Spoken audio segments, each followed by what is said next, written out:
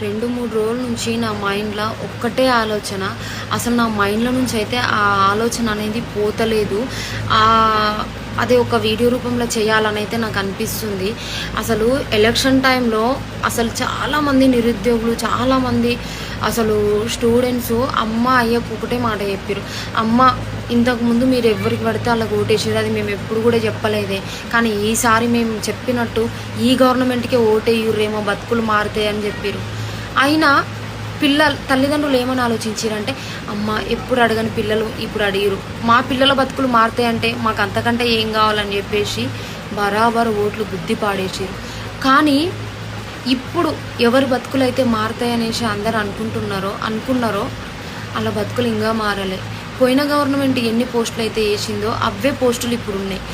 అవే పోస్టులు ఒక్క పోస్టు కూడా పెంచలేదు. గ్రూప్ 1 ఒక్కదననే పెంచారు, గ్రూప్ 2 గ్రూప్ 3 అట్లనే